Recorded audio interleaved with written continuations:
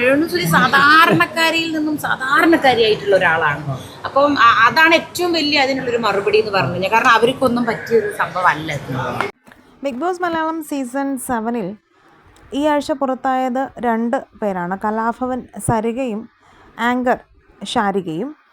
23 ദിവസമാണ് ഇവർക്ക് ഹൗസിൽ നിൽക്കാനായത്. കുറച്ചുകൂടി ദിവസം നിൽക്കണമെന്നുണ്ടായിരുന്നുവെന്ന് പുറത്തിറങ്ങിയ ശേഷം കലാഭവൻ സരിക പറഞ്ഞിട്ടുണ്ട്. ബിഗ് ബോസ് ഹൗസിൽ ഏറ്റവും കൂടുതൽ അനുകരിക്കാൻ എളുപ്പം രേണുസുതിയാണെന്നും സരിക പറയുന്നു. എപ്പോഴും കൈ നടുവിന് പിടിച്ച് അയ്യോ ഇവിടെ എന്തൊക്കെയാണ് നടക്കുന്നതെന്ന് എനിക്കറിയില്ലേ, എനിക്ക് എൻ്റെ വീട്ടിൽ പോലും എൻ്റെ സുധിയേട്ട എന്നെ അങ്ങോട്ട് വിളിക്ക് സുധിയേട്ട എന്നെല്ലാമാണ് രേണു എല്ലായ്പ്പോഴും പറഞ്ഞുകൊണ്ടിരിക്കുന്നതെന്നും സരിക പറയുന്നു. രേണുസുതിക്ക് പറ്റിയ പ്ലാറ്റ്ഫോം അല്ല ബിഗ് ബോസ് എന്നും സരിക കൂട്ടിച്ചേർത്തു. അവിടെ നിൽക്കുന്നത് അല്പം പാടാണ്. രേണുസുതി സാധാരണക്കാരിൽ സാധാരണക്കാരിയാണ്.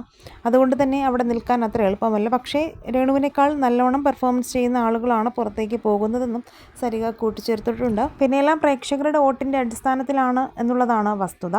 പക്ഷേ എന്തുകൊണ്ട് ഇവരൊക്കെ നിൽക്കുകയും നല്ലവണ്ണം സംസാരിക്കുകയും കൂടുതൽ ആക്റ്റീവായിട്ടുള്ള പുറത്ത് പോവുകയും ചെയ്യുന്നു എന്നുള്ള കാര്യം മനസ്സിലാകുന്നില്ല എന്നും സരിക കൂട്ടിച്ചേർത്തു. ഈ വിഷയത്തിൽ നിങ്ങളുടെ അഭിപ്രായങ്ങൾ മടിക്കാതെ കമൻറ്റ് ചെയ്യുക.